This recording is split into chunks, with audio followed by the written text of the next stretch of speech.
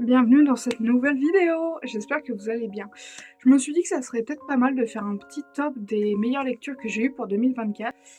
Et du coup, j'ai choisi 10 romans et 10 bandes dessinées slash manga. Je vais dire, bon, il n'y a qu'un manga, je vais pas vous mentir, dans ma liste. Donc voilà, je me suis dit que ça pouvait être sympa. La première bande dessinée dont je voulais vous parler, je n'ai pas avec moi. Il s'agit de Voleuse. Je vous avais déjà parlé plus tôt dans d'autres vidéos que je l'avais lu. J'ai lu en début d'année en plus. Je crois que c'est une des premières BD que j'ai lues en 2024. Je pensais pas que ça serait une de mes meilleures de l'année, mais ça a été le cas.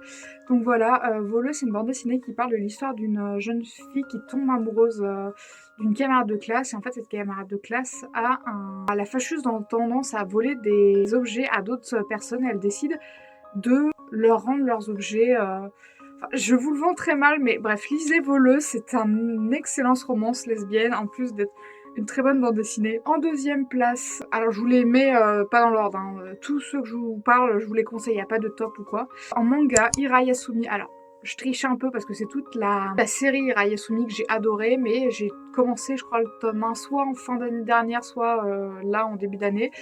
Ira Yasumi, c'est une petite histoire d'un trentenaire qui a un petit boulot, qui héberge sa cousine, qui hérite d'une maison par une vieille dame qu'il connaissait, avec qui il passait du temps, mais qui n'est pas de sa famille. Et du coup, on suit sa vie dans cette maison, entre flashbacks avec cette vieille dame, et lui, sa vie, et sa cousine qu'on suit également, ainsi que ses amis et leur entourage. Et c'est juste une lecture doudou. J'adore ce manga, c'est trop mignon, ça prend mon cœur et ça lui fait un gros câlin, et j'adore Ira Yasumi. Donc voilà, si vous avez un manga à lire en 2025 et que vous ne savez pas quoi, Ira Yasumi, c'est trop bien. En troisième place, j'ai mis Persepolis de Marja Strapi. Une de mes copines avait l'intégrale et me l'a prêtée. Je l'ai gardée pendant 1 an et je me suis enfin décidée à la lire en janvier pour le rendre au bout d'1 an. Et la claque que je me suis prise en lisant ça, du coup c'est une autobiographie de l'autrice qui raconte sa vie. C'était tellement poignant, parce que, je vais dire un truc horrible, mais j'ai détesté l'Arabe du futur. Bon, j'étais interrompue, donc je disais. J'ai adoré Persepolis, pourtant qui est une œuvre autobiographique, donc j'ai lu l'intégrale parce que je crois que c'est une bande dessinée à la base qui a été publiée en 3 tomes. Et je la comparais à l'Arabe du futur et je vous disais que objectivement, j'ai détesté l'Arabe du futur. Alors je vous explique, j'ai pas détesté. En fait, c'est terrible de dire qu'on a détesté une œuvre qui est une autobiographie, mais c'est qu'en fait, pour moi, le père de Riyad Satouf, c'est un des personnages les plus horribles que j'ai lus de toutes les histoires que j'ai lues dans ma vie. Genre vraiment, le père de Riyad était odieux. Je le détestais dès qu'il faisait un truc et tout. Il était horrible.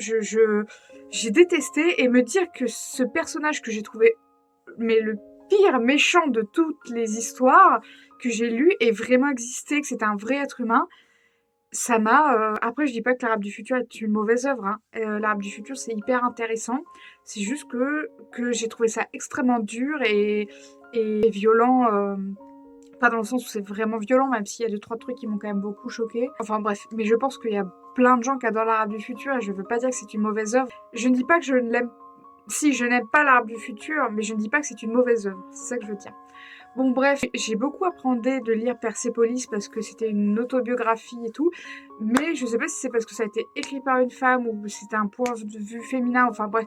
Mais Marja Strapi m'a vraiment touchée, j'ai adoré Persepolis, c'est pour ça qu'il est dans ce top des meilleurs BD slash manga que j'ai lu en 2024. Persepolis, n'hésitez pas, vraiment c'est une BD incroyable. Ensuite, j'ai mis La fille derrière l'écran, oui, tout à fait, que j'avais emprunté à une amie, qui est une histoire adorable, écrite à 4 mains de 2 autrices, qui raconte comment 2 filles, via leur boulot, leur vie, vont se rencontrer, en fait, la relation qui va se créer entre elles. C'était trop beau.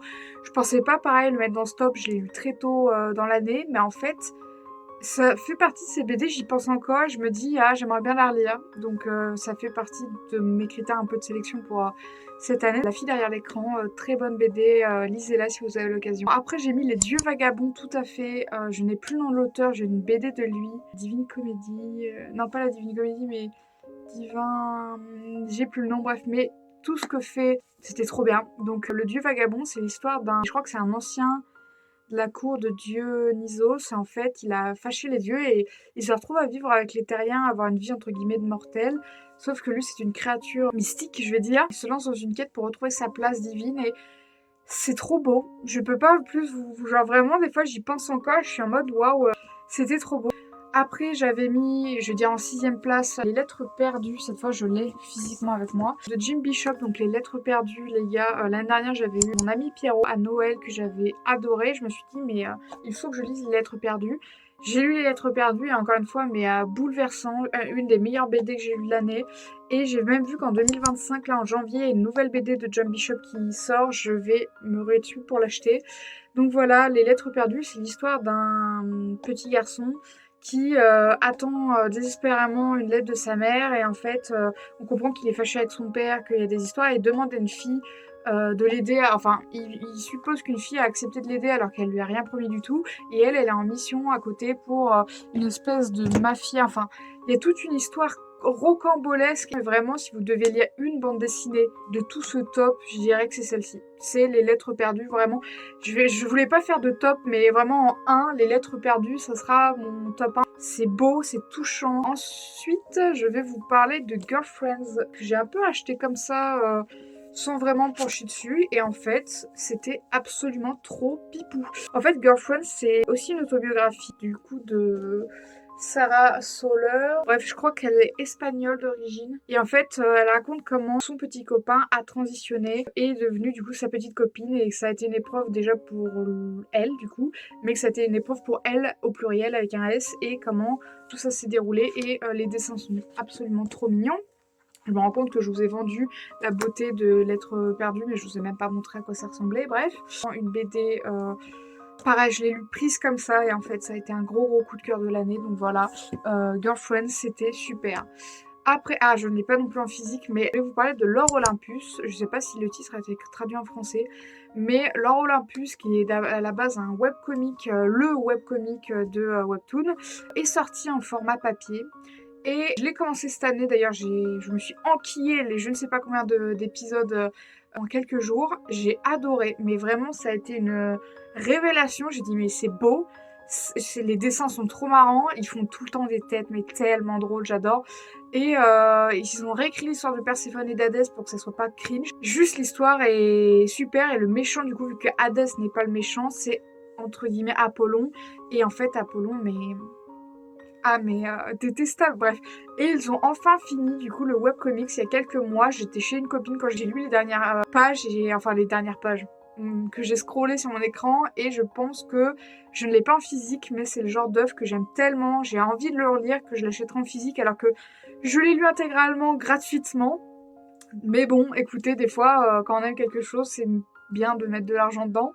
Donc voilà, L'Or Olympus, je vous le conseille, c'était vraiment trop bien. C'est pas grave si vous connaissez rien à la mythologie, lisez-le quand même, c'est super. Ensuite, pour conclure, il me reste 2 BD à vous présenter, dont une que je vous ai déjà parlé cet été, Les Contrées Salées. Pareil, je m'attendais pas à ça. Je m'attendais pas à ce que ce soit dans le stop, mais vraiment Les Contrées Salées, niveau petite pépite de fantasy qui se lit vite, mais qui vous y pensez encore après, ça en fait partie. Donc je vous en ai déjà parlé cette année, mais si vous débarquez, Les Contrées Salées, c'est l'histoire d'une jeune fille qui retrouve son grand frère après qu'il soit parti à la guerre, sauf que il est différent et en fait il va épouser une nana qu'elle aime pas du tout, qu'elle trouve hyper ennuyeuse. Et en fait, une jeune femme en blanc va apparaître et lui dire que, en fait, elle et son frère ont une histoire pendant la guerre et que, il a des comptes à rendre, sauf que lui, il est en mode non, c'était pendant la guerre, c'est fini, c'est passé, on n'en parle plus. Sauf qu'elle va pas le prendre de ce pied-là, ça a l'air d'être une sorcière et elle transforme leur puits en eau salée. Ce qui fout la merde parce qu'elles sont dans une région assez asséchée et du coup, pour annuler la malédiction, la petite fille va pourchasser, traquer la sorcière pour la retrouver. Je ne vous en dis pas plus, mais Les Contrées Salées, c'était excellent. Pour finir avec les bandes dessinées, parce qu'on ne va pas y passer 8 ans, la dernière que j'ai lue actuellement pour 2024, Le Chevalier Imberbe, du coup de Thamos, le Thamos. Et eh bien, c'était une BD que j'avais achetée en crowdfunding l'année dernière, après 1 an d'attente de teasing avec ses stories, où Yel aquarellisait les pages. Je l'ai lu et oh mon dieu, c'était trop bien. Rien que je l'ai terminé, j'ai fini l'ouvrage et je me suis dit, j'ai déjà envie de le lire. Ils sont tellement bons. J'adore, il sent vraiment le livre neuf, c'est beau, les personnages sont absolument trop mignons. J'adorais, c'était super, ça valait l'attente, c'est ça que je veux dire. Regardez-moi ça. Bref, c'est dans le top 10 de meilleures lectures de 2024. Ah, ça de pas être dedans parce que j'ai cru que je le recevrais pas avant l'année prochaine. Et non, il est dedans. Maintenant, je vais essayer de rapidement, parce qu'on va pas s'éterniser, parler des meilleures lectures que j'ai eues en 2024. Donc j'en ai mis 10. En premier, donc encore une fois, le classement n'est pas selon les meilleurs, c'est juste les 10 meilleures lectures que j'ai lues. La ferme des animaux. Alors, ça faisait un moment que je voulais lire du George Orwell. D'ailleurs, 1984 est dans ma pile à lire. La ferme des animaux, en plus, je trouve quand le lien en 2024, sachant que la merde politique que ça a été en France, je trouve ça assez cocasse. Voilà, donc la ferme des animaux, ce sont des animaux qui se rebellent contre leurs humains et prennent les rênes, au mauvais jeu de mots, de la ferme pour en gros vivre entre animaux. Sauf que très vite, l'hiérarchie des animaux se met en place. En fait, ce n'est pas du tout équitable. Enfin bref, je vous laisse découvrir la ferme des animaux, mais ça a été une vraie claque. J'y ai pensé, repensé, j'y pense encore des fois. C'est pour ça qu'il est dans ce top. En deuxième place, j'ai mis Fahrenheit 451. Je ne voulais pas le lire. Et il a fait partie d'une... comment on appelle ça ? Je suis une youtubeuse livre qui fait des lectures communes. C'est ça que je cherchais, des lectures communes. Et je m'étais toujours dit que je ne le lirais pas. Je lirais d'autres classiques, mais pas Fahrenheit 451. Merci heureusement que j'ai changé d'avis. Ce livre est gravé en moi. Je ne saurais pas vous l'expliquer. Il m'a laissé une trace indélébile, une brûlure, lol. Vraiment, ça a été une claque, un coup de cœur. Je n'en suis pas revenue. En plus, c'est un classique plutôt court parce que je crois qu'il fait même pas 300 pages. Je ne comprends pas pourquoi je m'étais entêtée à ne pas le lire. Puis vu que c'était une lecture commune, je me suis dit vas-y, je l'achète, je le lis. C'était incroyable, c'était super. Donc Fahrenheit 451, si vous ne connaissez pas, c'est une dystopie où les pompiers sont devenus du coup des allumeurs de feu au lieu d'éteindre le feu. Et en gros, les livres sont interdits, ils brûlent les livres. Et en fait, on suit un des pompiers. Et comment... J'ai pas envie de vous en dire trop, mais c'était incroyable. Et j'ai regardé du coup les deux adaptations en film qui a été faites. Donc il y en a une de genre 1960... par Truffaut, un français en plus. C'était super et j'ai regardé l'adaptation de 2018 que j'ai beaucoup moins aimé, mais pas à cause des acteurs ou quoi, mais en fait la fin est très différente et ils ont enlevé le personnage de la femme du héros qui est genre pour moi 95% du livre. En fait ça met en miroir leurs différences, genre lui il se réveille et elle est prise dans cette société bizarre, enfin du coup, le fait qu'ils aient enlevé sa femme, l'adaptation de 2018, j'ai trouvé vachement moins bien. Donc, si vous deviez regarder une œuvre, je vous conseillerais de regarder l'œuvre de Truffaut. Mais voilà, donc, mais lisez-le même. Parce que même si Truffaut a fait quelque chose de bien, le bouquin, il y a deux scènes qui m'ont beaucoup stressée dans ce bouquin. Celle avec le chien robot qui n'est pas dans les films. Et à chaque fois, j'étais en mode, mais c'est le moment le plus stressant du bouquin. Le chien robot et vous ne l'avez pas mis. Et le moment où il est en train de traverser une route et les voitures vont très très vite. Il y a une voiture qui lui fonce dessus, on sait pas qui c'est, on sait pas pourquoi ils font ça. Cette scène m'a mis mais tellement mal. Bref, Fahrenheit 451, c'était de la bombe. Ensuite, j'ai mis Le Maître des Illusions. Alors, de base, je voulais pas le mettre dans ce top. Mais en fait, en y repensant, je me suis dit, ça fait partie des livres que j'y ai pensé après, pendant un bon moment. Quand j'y pense encore après, pour moi, c'est un critère quand même d'excellence, voilà. Parce que j'ai pas mis du coup dans ce top de 2024, mais j'ai lu aussi Attrape-cœur de Salinger. Et il est pas dans ce top parce que, en fait, je crois que je l'ai pas compris. Et en fait, j'ai pas arrêté d'y repenser après. Alors que pour moi, c'était mort. Je l'avais pas, genre, aimé. Genre, juste, j'étais passée à côté. Et en fait, j'y ai pas mal repensé depuis. Et je pense qu'il me faudra une deuxième lecture. Mais du coup, voilà. Il y a quelques livres qui ne sont pas dans le top. Mais Le Maître des Illusions, qui est quand même une petite pavasse, en fait, la fin m'a tellement surpris. Et en fait, j'ai adoré. Il y a des gens qui le trouvent long. Mais moi, j'ai trouvé que les longueurs avaient un sens, que ça nous amenait quelque part, que les relations entre les personnages étaient développées, puis développées, genre, je vous l'ai déjà dit dans une autre vidéo, mais à chaque fois qu'il était avec un des gars, je me disais, ouais, lui c'est son meilleur pote, non c'est lui son meilleur pote, non c'est lui son meilleur pote. Et en fait, à la fin, je me suis rendu compte qu'ils étaient tous plus ou moins détestables, mais ils étaient tous aussi ses amis. Pour finir avec les classiques, oui, après je vous parle d'autre chose. C'est vrai qu'il y a beaucoup de classiques, là, j'ai pas fait exprès. Orgueil et préjugés. Ça faisait 1000 ans qu'il était dans ma bibliothèque, mais vraiment 1000 ans. Et cette année, ça m'a pris. J'ai dit, mais pourquoi je ne le lis pas? J'adore le film avec Keira Knightley. Oh my god, j'adore le film avec Keira Knightley, mais le livre est tellement mieux. La fin, genre le petit chapitre à la fin pour raconter ce qui est arrivé aux autres personnages, j'étais en mode, mais c'est dingue. Juste la plume de Jane Austen, je ne sais pas, est incroyable. Et derrière, j'enchaînais avec Emma, du coup toujours pour une lecture commune avec l'autre youtubeuse. C'était super. Emma était très cool, mais j'ai largement préféré Orgueil et Préjugés parce qu'on voit la relation de comment ils s'aiment pas, à quel moment elle commence à se remettre en question, à quel moment elle tombe amoureuse de lui, à quel moment elle comprend qu'elle est amoureuse de lui, et enfin il se pécho, et vraiment à la fin on a l'impression que ça ne va jamais arriver en fait, parce que personne ne va avouer à l'autre qu'il a changé d'avis, et en fait c'est grâce à quelqu'un qui ne veut pas que ça arrive, et c'est incroyable. Bref, j'ai adoré Orgueil et Préjugés. Ensuite, à Noël dernier, on m'a offert La prochaine fois que tu mordras la poussière de Payanotis Pasco. Je pensais pas le mettre dans mes meilleures lectures de 2024. Pareil, je l'ai lu très tôt, je crois que je l'ai lu en janvier ou en février. Et en fait, je pourrais même pas vous citer vraiment un passage, mais juste la sensation que m'a laissé cette lecture. Même de l'avoir dans les mains, j'ai envie de le relire. Mais du coup, c'est un livre aussi très court, je crois que pareil, il fait même pas 300 pages. On est dans sa tête, on est dans ses mots, et juste c'est triste et beau. Et je pourrais pas trop vous en dire plus. En plus, il est sorti un livre de poche cette année. Donc, je vous conseille, on s'attend pas du tout à ça, d'un humoriste, mais c'était super. Ensuite, une pareille de mes premières lectures de l'année, c'est le deuxième roman que j'ai lu cette année. Gwen et Art are not in love. J'avais trop envie de vous en parler, je suis ravie de faire ce top. Arthur, et donc ça se passe médiéval, genre Camelot, tout ça. Arthur est fiancé à Gwen et en fait, il est gay.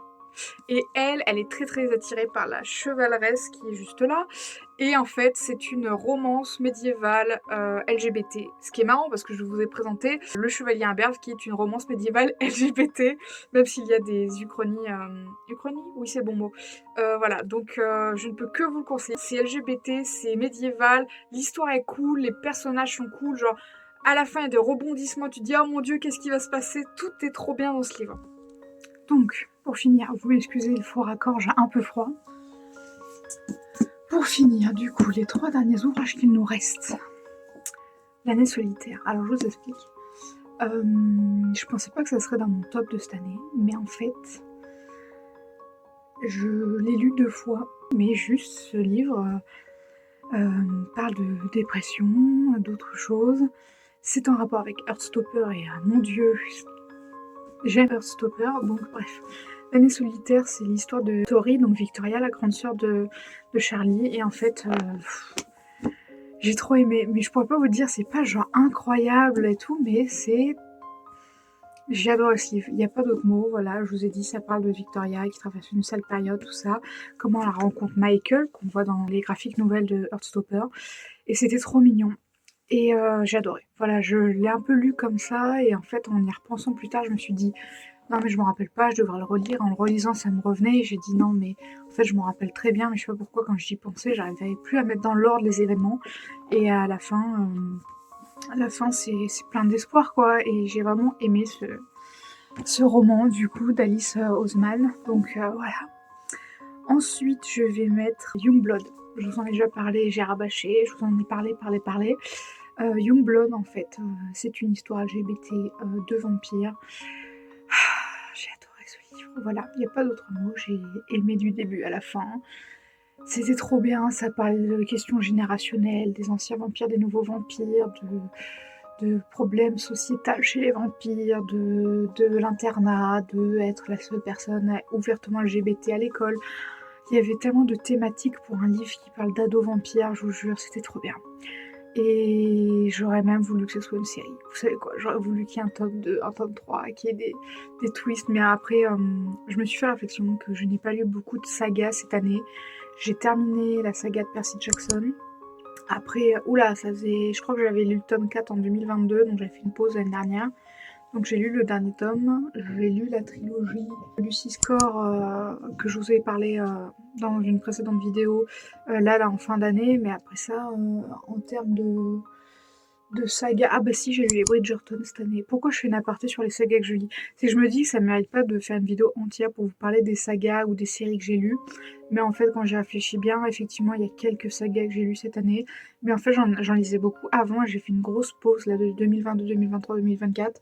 Je ne prends plus le temps de lire des sagas, ou très peu. Ça, mais j'ai commencé à acheter des petites sagas là. Je vous ai présenté dans notre vidéo Darkest Mind. Je pense à autre chose.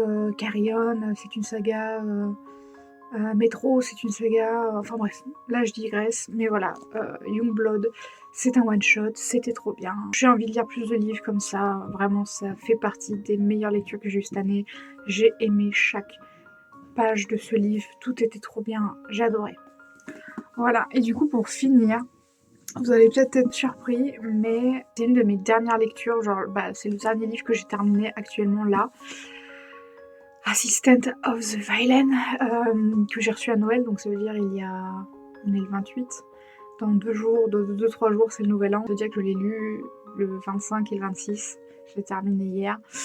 Assistant of the Villain, c'est une fantasy. Je pensais pas, mais il y a quand même du varié entre le Moyen-Âge, les vampires et la fantasy. Assistant of the Villain, pour ceux qui n'auraient pas, c'est l'histoire d'une jeune fille dans un royaume un peu genre conte de fées, donc c'est un peu Moyen-Âge, mais il y a de la magie, tout ça, qui se retrouve sans emploi, et en fait elle finit par accepter de bosser pour le vilain, qui est en gros le rival du roi de leur royaume, qui fait des plans pour embêter le roi, se mettre en travers de son chemin, tout ça, et plus le livre avance, plus on se rend compte que peut-être qu'il n'est pas si méchant que ça, ou pourquoi il fait ça, et voilà. Et j'ai trop aimé. Je l'ai dévoré, vraiment c'était excellent. J'ai terminé le tome 1, j'ai cru que j'allais me faire une crise cardiaque parce que j'ai découvert que c'était une saga en le terminant. Enfin, quand j'ai vu les 5 derniers chapitres qui me restaient, regardez en plus comment il est beau. Quand j'ai vu les 5 derniers chapitres qui me restaient, j'ai compris qu'on ne pourrait pas boucler la boucle et j'ai regardé, le tome 2 vient de sortir en anglais, genre cet été. Donc espérons que la maison d'édition Calix publie très vite le deuxième tome parce que je vous jure que c'est de la torture de ne pas avoir la suite. Et le tome 3 devrait paraître l'année prochaine, donc c'est une saga à suivre. Vous voyez, je vous disais que je lisais pas de saga. Bah en fait, je lis des sagas contre mon gré, vu que j'achète des bouquins et que je ne sais pas que ce sont des sagas. Enfin voilà, vraiment, dans mon cœur, dans mon top 1, Assistant to the Villain était excellent. La plume de l'autrice était super. Je suis allée checker hier son compte Instagram, TikTok si vous avez. Elle fait des vidéos où elle met en scène ses personnages. C'est trop drôle. J'ai adoré. Et là, de tous les bouquins, si je devais vous faire un top 3, des romans, je pense que pas du tout objectivement. Donc oui, mon top est pas objectif vu que c'est le mien, mais en troisième position, je vous mettrai Gwen et Hearts Are Not in Love. En deuxième place, je vous mettrai Assistant to the Villain parce que vraiment c'était trop bien, je suis trop contente de l'avoir lu.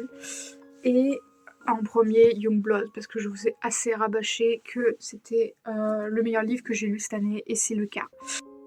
Oui, c'est la moi du montage. Écoutez, j'ai complètement oublié de vous parler d'un roman. Je ne l'avais pas sous la main, mais du coup, si vous avez fait attention, il manque un livre. Effectivement, il n'y a que 9 livres. Et le 10e livre que j'ai complètement oublié de vous parler, c'était Hunger Games, la balade du serpent et de l'oiseau chanteur, que j'ai adoré. Et en fait, j'adore la plume de Suzanne Collins. J'avais adoré le Hunger Games pendant mon adolescence. Et j'ai adoré replonger dans l'univers des Hunger Games d'une autre manière aussi différente.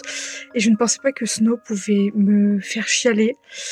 Et j'ai adoré son histoire, même si c'est le grand méchant, on voit que c'est un être humain en fait. Donc voilà, je voulais vous dire que j'étais désolée, j'ai complètement oublié de vous parler de ce livre. Voilà, retour au montage. J'espère que cette vidéo vous a plu.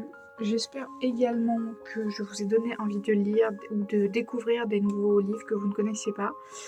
Et sinon, eh bien écoutez, je vous souhaite une bonne fin d'année 2024. Et je vous dis à la prochaine, sûrement à l'année prochaine même. Bye bye!